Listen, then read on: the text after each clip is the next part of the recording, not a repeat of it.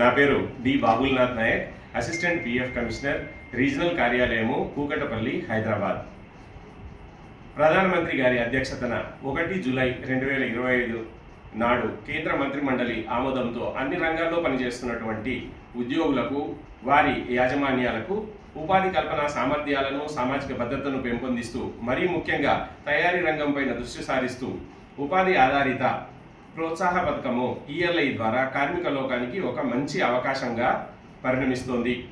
అందులో భాగంగా కార్మికులకు ఉద్యోగాలను కల్పిస్తున్న యాజమాన్యాలకు ఈ ఈఎల్ఐ పథకం ద్వారా రూపాయలు 1,00,000 కోట్ల వ్యయంతో 3.5 కోట్లకు పైగా ఉద్యోగాల కల్పనకు ప్రభుత్వం మద్దతు పలకనుంది.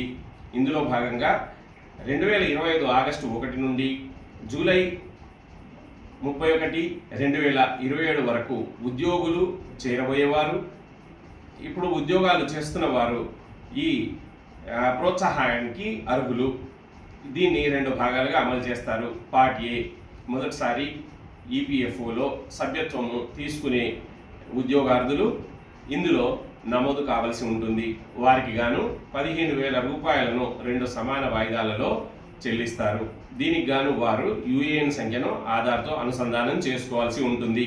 పార్ట్ బి, యాజమాన్యాలకు, మరీ ముఖ్యంగా తయారీ రంగంలోని అన్ని సంస్థల యాజమాన్యాలకు వారు పనిచేస్తున్నటువంటి ఉద్యోగులను ఈపీఎఫ్ఓ ద్వారా అనుసంధానమైనప్పుడు వారికి కొత్త ఉద్యోగాల కల్పనలో భాగంగా ప్రతి కొత్త ఉద్యోగికి గాను 3,000 రూపాయల వరకు ఈ నగదు బదిలీని వారి ఖాతాల్లో, యాజమాన్యపు ఖాతాల్లో నేరుగా బదిలీ చేస్తారు.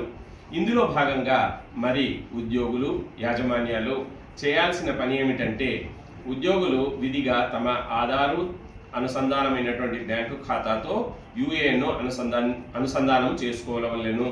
అలాగే యాజమాన్యాలు తమ రిటర్న్ అయినటువంటి ఫారం 5Aలో పాన్ సంఖ్యను విధిగా డిజిటల్ సంతకం ద్వారా మా ఈపీఎఫ్ఓ ద్వారా అనుసంధానం చేసుకున్న ఎడల వారి బ్యాంక్ ఖాతాలో నేరుగా ఈ పథకం యొక్క లబ్ధిని పొందుతారు.